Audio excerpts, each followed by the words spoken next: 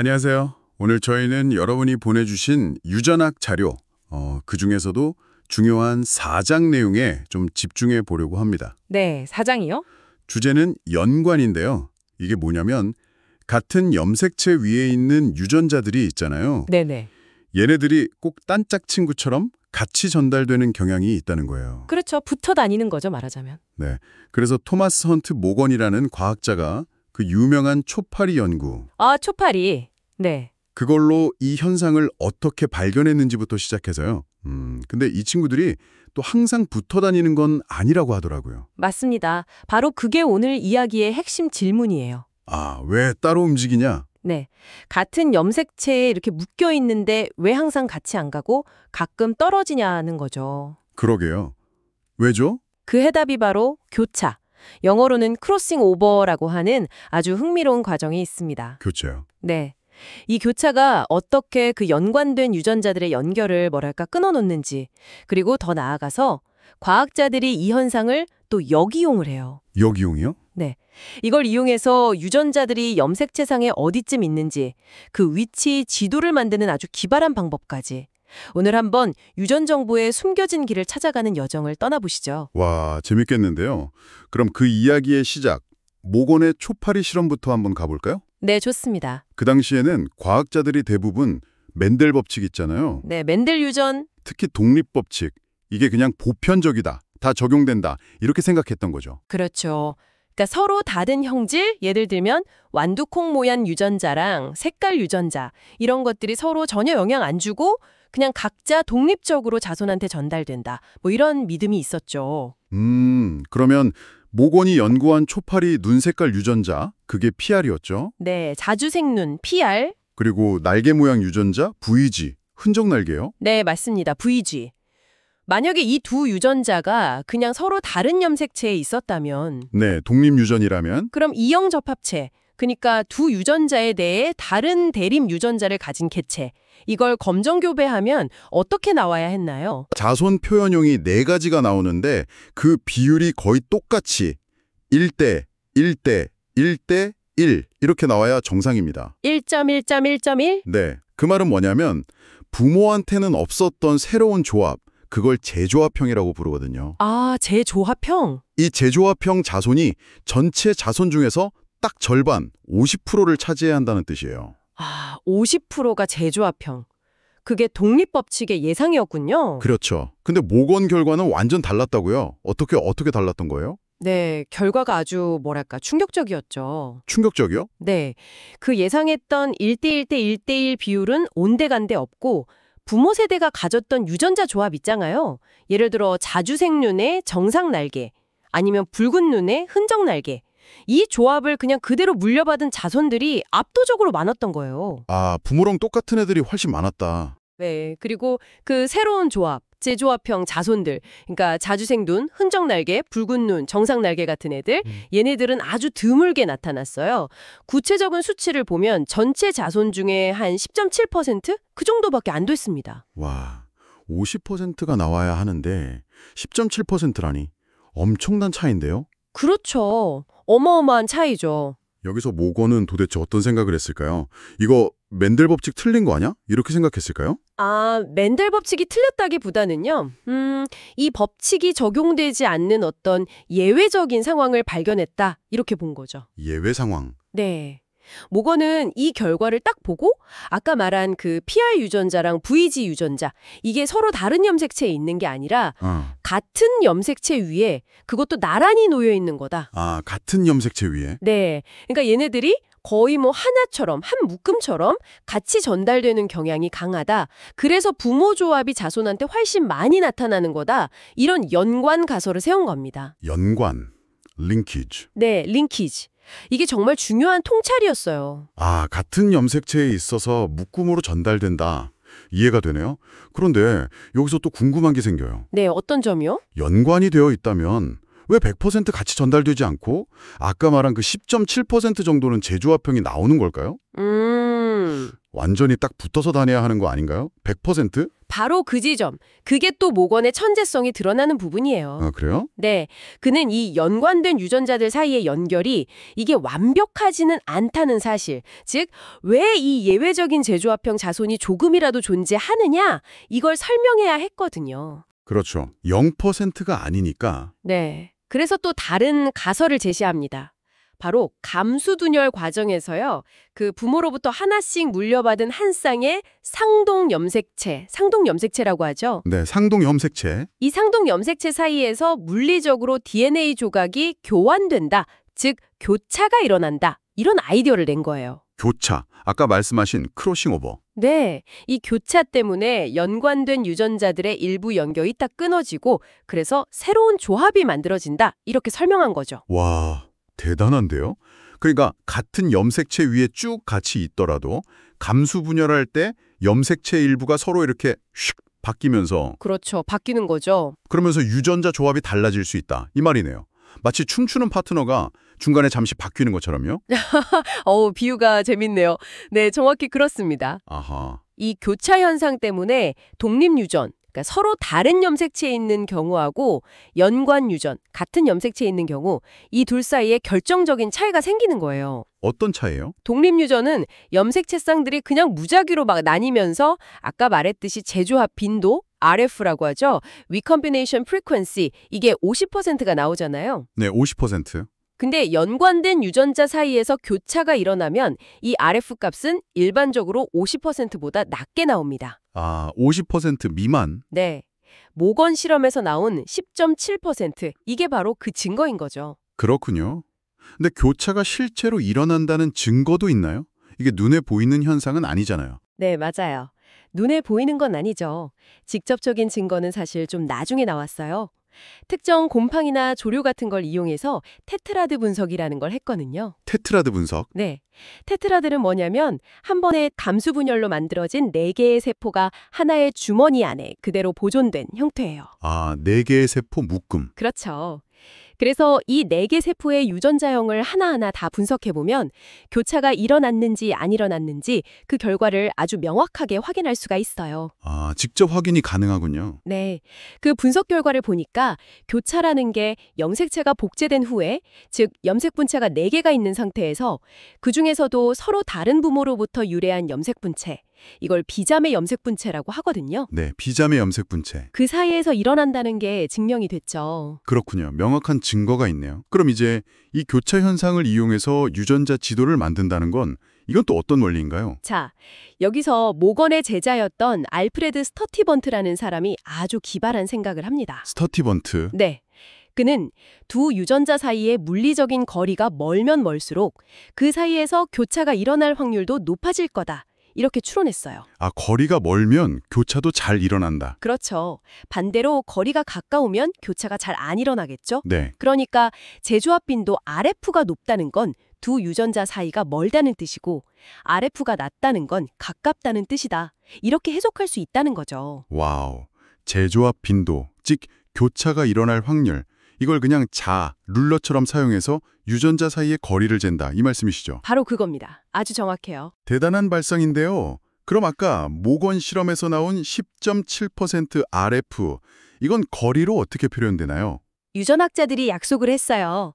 RF 1%를 1지도 단위, MEM 유닛, MU 또는 모건을 기리기 위해서 1cm모건, 센티모건, CM이라는 단위로 정의하자고요. 아, 센티모건, CM. 네.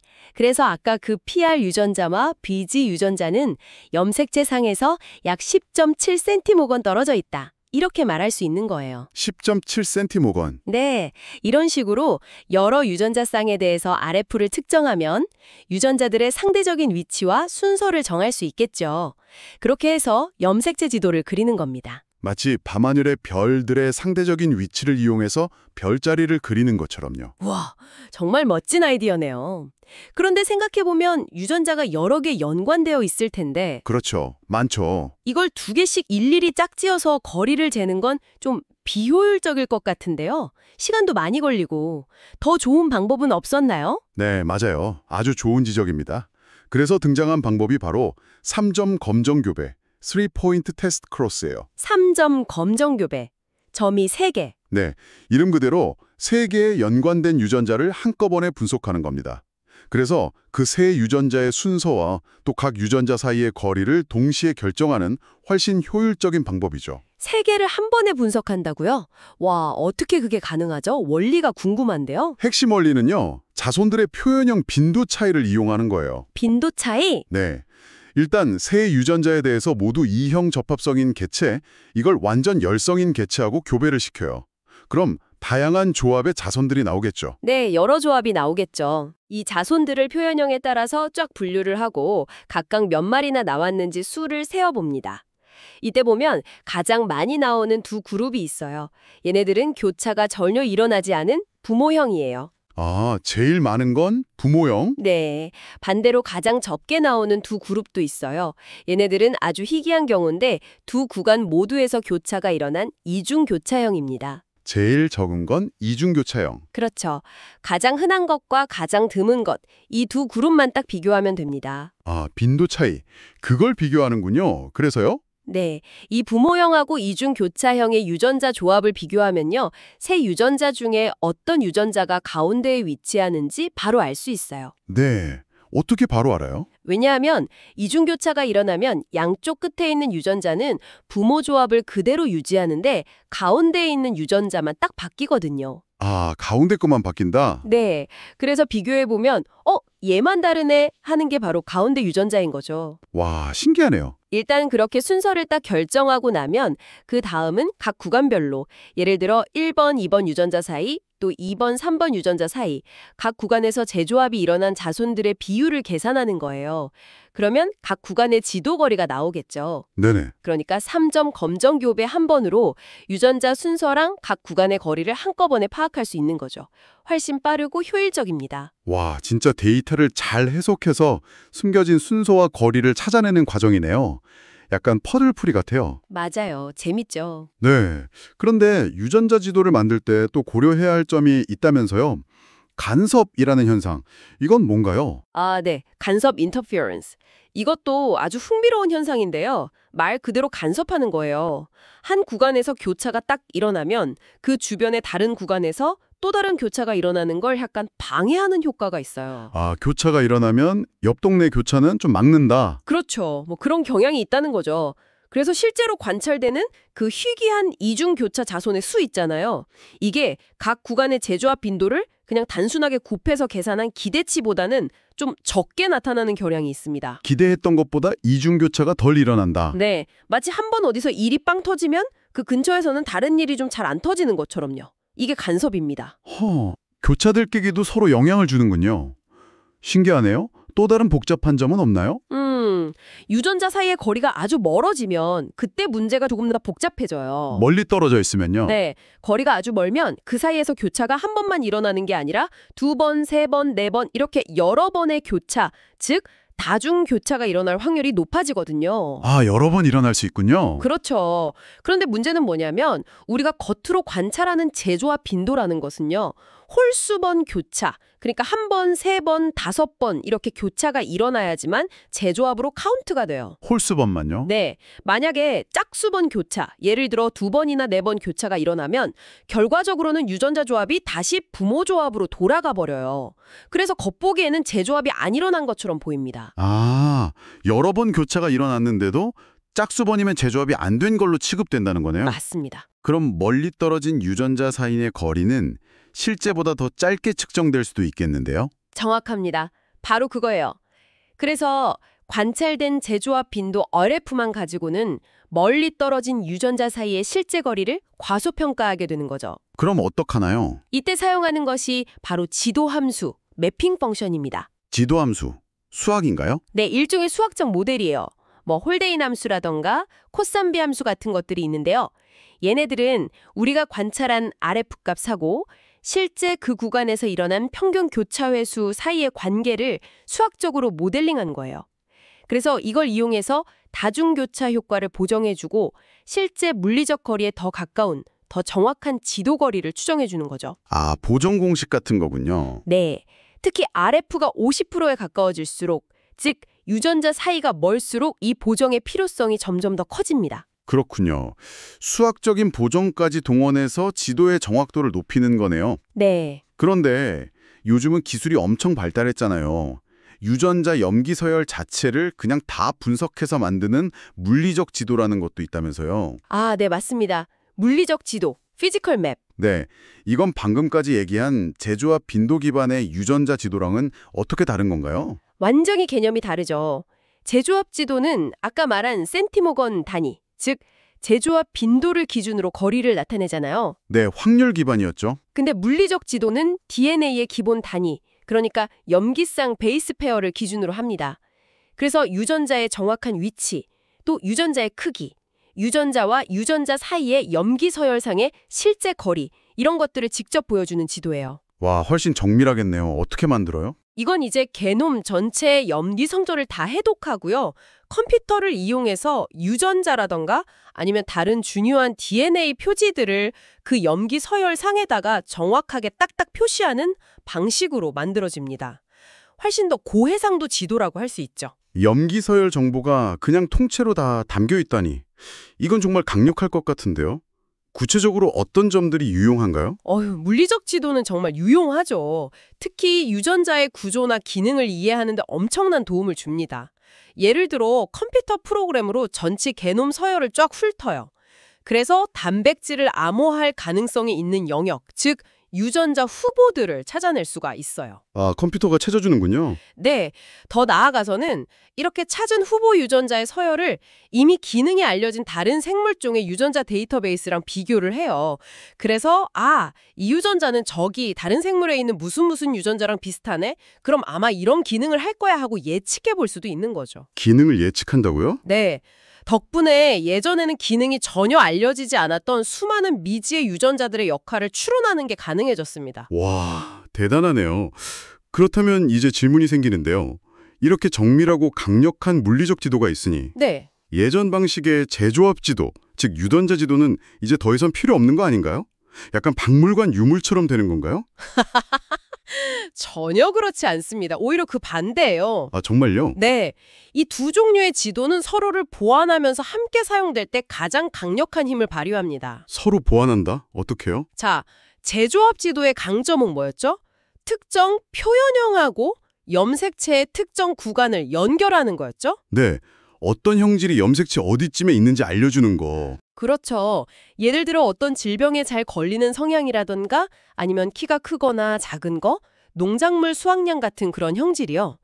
이런 형질에 영향을 미치는 유전자가 염색체의 대략 어느 동네에 살고 있는지 그 범위를 좁혀주는 역할을 제조합 지도가 하는 거예요. 아, 제조합 지도로 일단 범위를 좁히고 네. 그 다음엔 어떻게 할까요? 그 다음에 물리적 지도를 보는 건가요? 그 동네의 상세 지도. 바로 그거죠. 제조합 분석으로 특정 형질과 연관된 염색체 영역, 즉 동네를 찾으면 그 다음에 물리적 지도, 즉 상세 주소가 담긴 지도를 딱 펼쳐서 그 영역 안에 실제로 어떤 유전자들이 살고 있는지 확인하는 겁니다. 아하, 이 유전자들이 바로 그 형질의 원인일 가능성이 높은 후보 유전자들이 되는 거죠. 후보 유전자? 네. 그 다음에는 이제 분자생물학적인 실험을 통해서 이 후보들 중에서 진짜 범인, 진짜 원인 유전자를 찾아내는 거고요. 만약에 그렇게 찾은 유전자가 아까 말했듯이 다른 생물에서 이미 기능이 알려진 유전자랑 비슷하다면 그럼 우리가 관심을 갖는 그 형질의 생화학적인 메커니즘까지도 이해할 수 있게 되는 겁니다. 와, 그러니까 제조합 지도랑 물리적 지도를 같이 써서 눈에 보이는 형질에서 출발해서 그 근본 원인인 DNA 서열, 그리고 유전자 기능까지 쭉 연결하는 다리를 놓는 거네요. 네, 맞습니다. 두 지도의 시너지가 정말 대단하죠. 그래서 둘 다 여전히 아주 중요하게 사용됩니다. 그렇군요. 두 지도가 함께 쓰여야 하는 거였네요. 그럼 오늘 이야기의 대미를 장식할 질문인데요. 네, 뭘까요? 이 모든 현상의 근본, 바로 교차. 이게 분자 수준에서는 도대체 어떻게 일어나는 걸까요?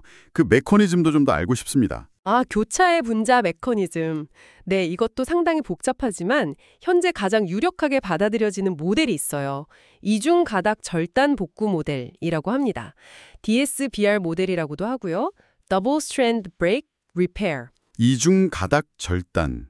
복구요? 네, DNA가 끊어졌다가 복구되는 과정에서 교차가 일어난다고요. 네, 좀 의외죠. 흥미롭게도 이 모델은 교차가 원래 DNA가 손상되었을 때 이걸 복구하는 과정에서 파생되어서 일어난다. 이렇게 설명을 해요. DNA 복구 시스템이 재조합을 일으킨다니 정말 신기한데요?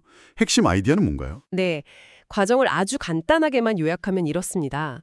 일단 감수 분열이 시작되면 특정 효소가 염색 분체 중 하나의 DNA 이중 가닥을 특정 지점에서 아주 정교하게 절단을 합니다. 일단 끊어요. 네. 그다음에 그 절단된 끝부분을 좀 가공을 해요.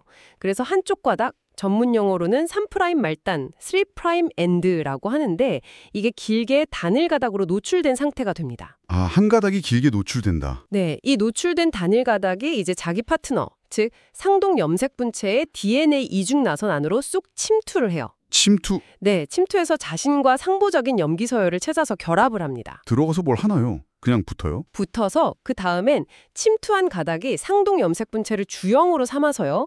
원래 자신의 서열을 복원하는 DNA 합성을 시작합니다. 아, 남의 걸 보고 내 걸 고친다. 그렇죠. 일종의 복구 과정인 거죠. 이 과정에서 두 염색 분체가 서로만 얽히는 복잡한 중간 구조물들이 만들어져요. 그중 가장 대표적인 게 홀리데이 접합, 홀리데이 정션이라고 하는 X자 모양의 구조입니다. 홀리데이 접합, X자 모형. 네, 이 홀리데이 접합이라는 구조가 나중에 특정 방식으로 딱 해결, 즉 절단되고 다시 연결되는데 이 해결 방식에 따라서 최종적으로 유전 물질이 교환된 염색 분체, 즉 교차 산물이 만들어지기도 하고 혹은 유전자 교환 없이 그냥 원래대로 돌아가는 비교차 산물이 만들어지기도 합니다. 아, 결과가 두 가지군요. 교차 또는 비교차. 네, 결국은 DNA 손상을 복구하는 시스템을 아주 교묘하게 이용해서 유전적 다양성을 만들어내는 놀라운 메커니즘인 셈이죠. 와, 정말 정교하고 복잡한 과정이네요. 오늘 유전자 연관에서 시작해서 교차, 그리고 재조합 빈도를 이용한 유전자 지도 작성 원리, 3점 검정 교배 같은 구체적인 방법들, 네. 또 간섭이나 지도 함수 같은 좀 더 심화된 내용들, 그리고 최신 물리적 지도와의 통합적인 활용까지 정말 깊이 파고들었네요. 네, 4장의 핵심 내용을 거의 다 훑어본 것 같습니다. 네, 마지막으로 교차의 분자 메커니즘까지 들여다보니까 이 염색체 수준에서 벌어지는 일들이 훨씬 더 생생하게 느껴지는 것 같습니다. 여러분이 공유해 주신 이 4장 자료 덕분에 정말 알찬 탐험이었어요. 네, 오늘 저희가 함께 살펴본 내용들은 정말 유전학의 역사를 바꾼 중요한 발견들이었습니다. 특히 유전자 지도 작성 원리는요, 게놈 시대가 된 지금도 여전히 그 중요성을 잃지 않고 있어요. 아, 여전히 중요하다고요? 네, 특히 복잡한 형질이나 질병의 유전적인 원인을 밝히는데 아주 핵심적인 역할을 하고 있습니다. 아까 이야기했듯이 물리적 지도와 상호 보완적으로 활용되면서 그 힘을 발휘하고 있죠. 그리고 교차라는 현상 자체가 생명이 어떻게 안정성을 유지하면서도 또 끊임없이 새로운 유전적 조합을 만들어내는지 그 역동성을 보여주는 참 아름다운 예시라고 생각합니다. 그러게요. 듣고 보니 문득 이런 생각이 드네요. 교차가 유전 물질을 섞어서 다양성을 만드는 중요한 과정이라면요. 네. 혹시 이 교차가 일어나는 빈도나 아니면 교차가 일어나는 위치 자체가 진화적으로 조절될 수도 있지 않을까요? 아, 교차 자체의 진화요? 흥미로운 질문인데요. 네. 예를 들면 환경 변화가 아주 심할 때는 교차 빈도가 좀 높아져서 새로운 조합을 막 탐색하는 게 유리하고 반대로 환경이 아주 안정적일 때는 이미 잘 적응된 조합을 유지하기 위해서 교차를 좀 억제하는 방향으로 그렇게 진화했을 수도 있지 않을까요? 충분히 가능한 시나리오네요. 교차 빈도나 위치를 조절하는 유전적 메커니즘이 실제로 존재하고 이게 자연 선택의 대상이 될 수 있다는 연구들도 있죠. 아, 정말요? 그럼 이 교차 메커니즘 자체가 진화의 대상이 될 수 있다. 이것도 한번 여러분이 생각해 보시는 것도 재미있을 것 같습니다.